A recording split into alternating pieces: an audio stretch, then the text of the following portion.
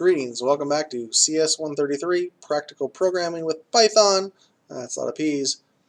We're on week 1. We're going to do the practice for variables. How I want this to work, so you're going to do what you're going to do, but I want you to go through and try them all, and then we're going to work through it. Now, you can either just go ahead and try them all, or you can go ahead and try one, watch me do it, pause the video, try the next one, watch me do it, pause the video, and so on and so forth as you go through these. But basically, I'm just going to go through these all, so you need to pause whenever you need to, pause now, go do them, or pause for the first one, and then try it, and then listen to the video and just pause with that. So I'm going to just tell you when I'm moving on to the next one. You can choose to pause there, however you want to do it.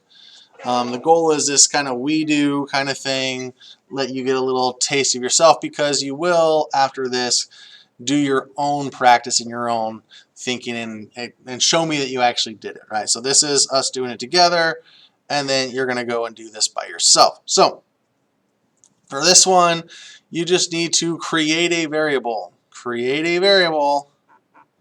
Set it to a number, and print the variable.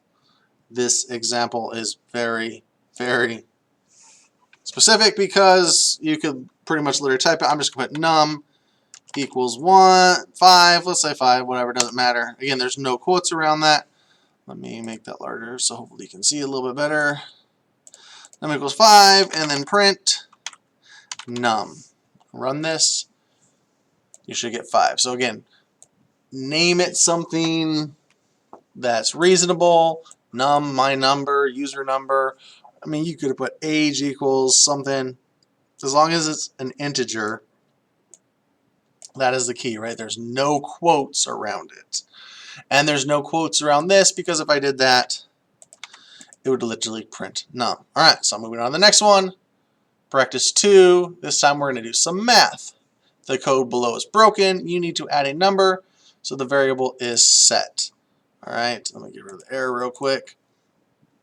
So we've already created the variable. We've gave it the thing so we can set it. So if we set it to 1, again, this is essentially going to say 1 plus 99. Let's run it. 200. That works, right? 1 plus 199 equals 200. There's number 2. All right, we're moving on to number 3. So this time, we're going to do a little math. The code's still broken. We need to fix it so it works, right? And we got a nice little error. So when I get rid of the error so I can enlarge this.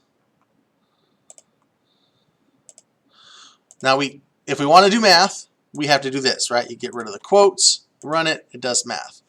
Now, just to fix the error, we could also do this. And I didn't point this out before, but when because there's no difference, right? This does exactly what concatenation does to strings.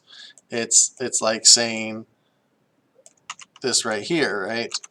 So it just literally combines those numbers together as if they were text, right? It doesn't really matter. That's what concatenation does.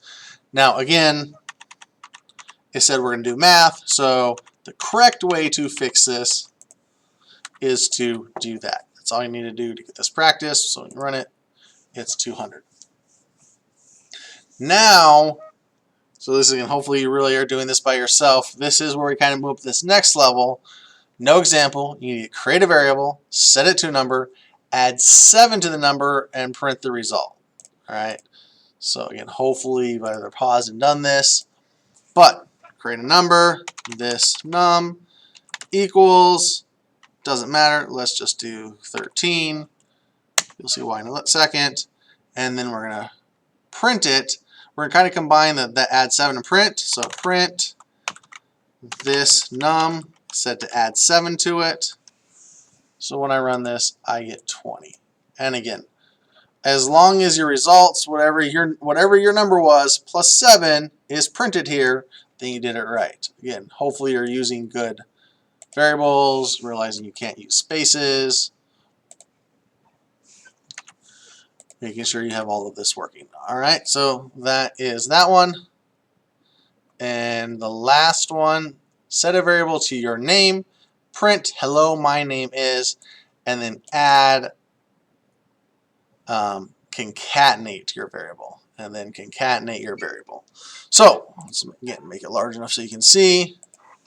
My name is probably a good name for that, right? That's a good name for it. Don't know what you chose, but my name equals teacher, enter, and again we're just going to use that print that we've been doing, and this is where you can literally, get the hello my name is, but it needs to be in quotes, so quotes, hello my name is, notice how it kind of added that close for me, to concatenate, plus sign, and then my name, which that will not work because it is case sensitive, my name, and also, do you notice that how it put a little square around that? It's really nice where it'll do that. You can highlight one variable and it'll tell you everywhere that that's used in the whole entire program. But notice I put a space here, and hopefully I gave you a hint there too, space here. When we run this, hello my name is, that shows you that the space is there. Without the space, is name is one word. But that's it for our practice, so hopefully you're able to walk through with me if you needed to. And hopefully you tried them all by yourself. And going forward, we got a lot more practices coming along, so hopefully you try them by yourself first, and then kind of if you are struggling, watch the video, walk through with me. But now this is all on you, so you're going to answer the journal entry questions in Canvas, and then you're going to do the practices, and then there'll be some other questions off of this worksheet. You don't need to do this worksheet.